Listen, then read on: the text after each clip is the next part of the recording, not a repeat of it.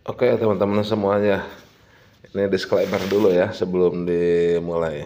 Bahwasannya video ini adalah klip ya, jadi potongan video dari podcastnya Kasih Solusi ya.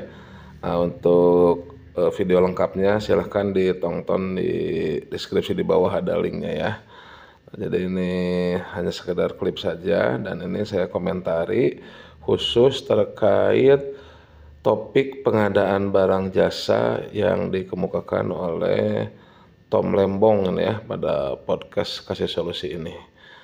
Ya sekedar review saja dengan membandingkan data yang ada di 2023 ya, kemudian dengan membandingkan pada kebijakan ataupun aturan yang telah ada sekarang gitu ya. Nah, pertama terkait kebijakan 50% akan dialokasikan untuk usaha mikro kecil.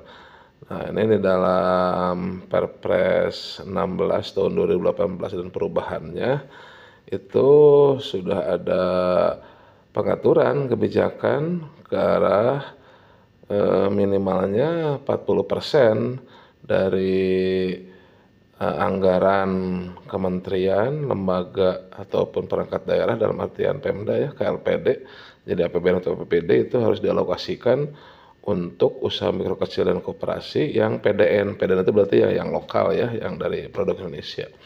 Bahkan ada kebijakan lebih lanjut terkait TKDN. Kemudian yang kedua terkait yang keberpihakan ke usaha kecil, dalam artian ada ketakutan ke usaha kecil itu tidak masalah keberlanjutannya ataupun kualitasnya, sehingga harus mengarah ke merek tertentu gitu ya. Nah, ini di dalam Perpres juga sebetulnya sudah diatur penyebutan merek itu hanya untuk kondisi tertentu saja, produk tertentu saja seperti spare part, komponen, bagian dari SIM sudah ada, dan barang jasa yang sudah ada dalam katalog elektronik. Jadi ya ya kembali ke kebutuhannya, dan penyebutan merek juga itu dalam artian ya tidak harus selalu ke usaha besar gitu ya. Nah, hanya terbatas penggunaan merek tersebut. Kemudian satu lagi terkait ketakutan dalam berinovasi dan terhadap risiko pengadaan, ya memang itu betul adanya ya. Mudah-mudahan dalam hal ini ada perubahan. Oke, kemudian ini tidak ada hubungannya dengan politik ya. Jadi ini hanya sekedar review saja atau komentar saja terkait hal yang disampaikan oleh Tom Lembong dalam hal pengadaan barang jasa pemerintah. Jadi ini tidak ada kaitan dengan keberpihakan ataupun apapun ya.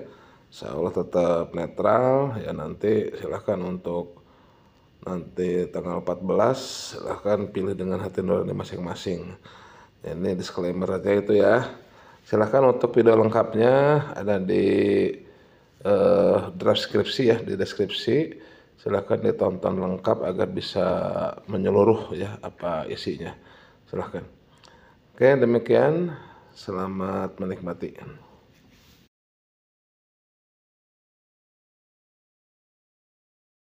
Ya, pengadaan pemerintah daerah itu minimum 50% harus dari UMKM lokal. Oh, yang dimaksud sama beliau adalah 5% dari APBN. 50% dari APBD. Dari APBD. Maaf.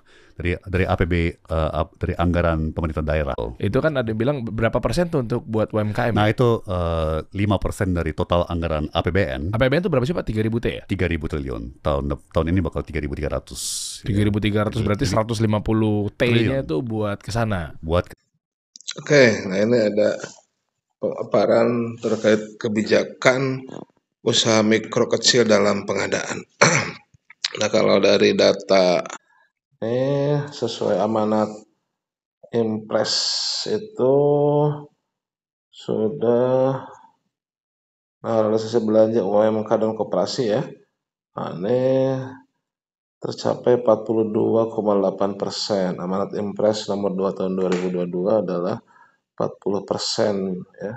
Di atas 40% sudah tercapai sebetulnya ya. dan dalam kebijakan tujuan dan kebijakan pengadaan barang jasa Astra Perpres 16 tahun 2018 dan perubahannya itu ya memang sudah diarahkan ke usaha kecil dan koperasi. Kemudian di pasal berikutnya ya itu bukan hanya pemerintah daerah ya, kementerian lembaga juga ditargetkan itu minimal ya ataupun di atas 40% itu untuk penggunaan realisasi usaha mikro kecil dan koperasi ya, dan dari PDN juga. PDN itu berarti dari lokal kan, seperti itu. Ya untuk target 50% ya bagus dinaikkan ya, tinggal mencapai kurang lebih ya 10% ya, 8 sampai 10% ini. Tuh kita lanjut lagi. Nah, kalau tadi udah bicara non APBN, perbankan sama investor, ya kan, sama lembaga non bank. Sekarang kita bicara kebijakan, ya kebijakan pengadaan, ya pengadaan, procurement, Oke. banyak pemerintah termasuk pusat maupun daerah itu main aman, yaitu pengadaan itu dari pengusaha besar, ya kan, yang bisa menjamin konsistensi, bisa menjamin mutu, ya kan, dan punya merek lah atau punya status gitu kan. Oh, belinya dari situ ya pantas ya, pasti dia nggak akan bangkrut, ya kan, dia nggak akan bermasalah gitu ya kan. Sementara kan kalau kita beli barang dan jasa dari UMKM kan kita ketar-ketir, ya kan. Tahun depan dia masih ada nggak ya? Iya Ya, benar. ya kan. Tapi ya balik lagi budaya tadi, Mas Dery, Ya. eh, apa? eh, kita harus membebaskan. Sebentar. Ini terkait pembelian terhadap produk yang bermerek lah ibaratnya dari usaha non kecil lah gitu.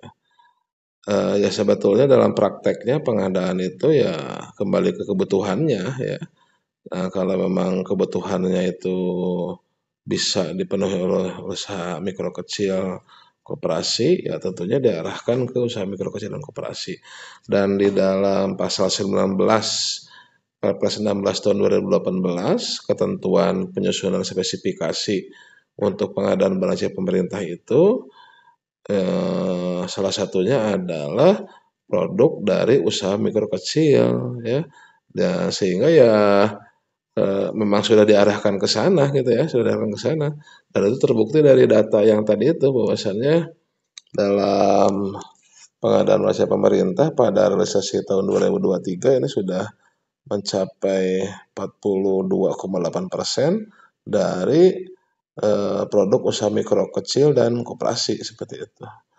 Nah, tapi yang satu lagi yang menarik, yang terakhir satu lagi ini. Nah, satu lagi yang menarik yang disampaikan. Satu lagi yang menarik disampaikan oleh Pak Tom Lembong adalah terkait budaya ini, budaya kesalahan ini. Ini sepakat Pejabat kita dari risiko-risiko tersebut gitu. Jadi kalau memang ada kekurangan atau pasokan terdisrupsi atau ketidaknyamanan akibat kita beli barang dari UMKM, ya udah, it's fine. Jadi bos jangan marah-marah, ya, karena ini bagian dari keberpihakan gitu.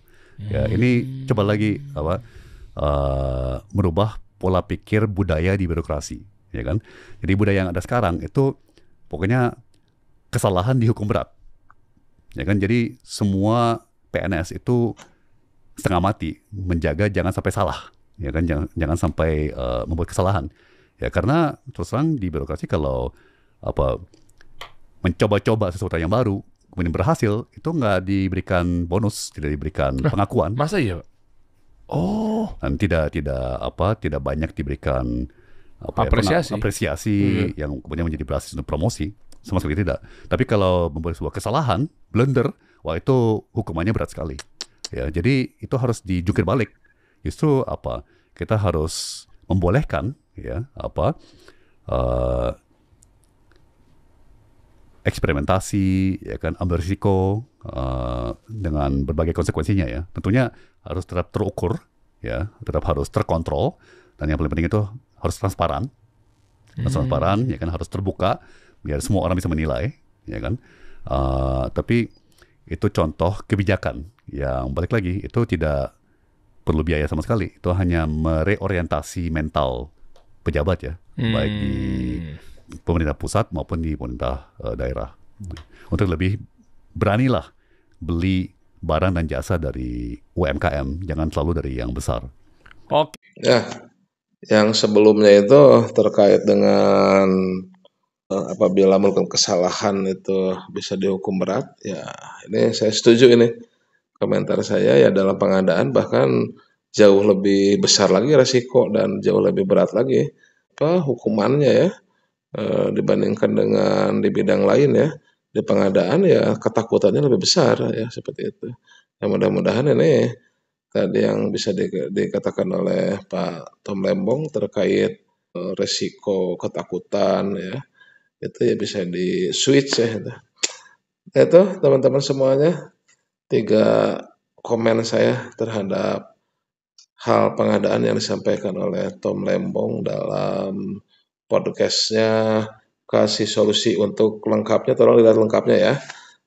Ada di deskripsi dan ini tidak ada kaitannya dengan keberpihakan ataupun ketidaknetralan ya. Intinya untuk pilpres silahkan memilih sesuai dengan hati nurani masing-masing ya.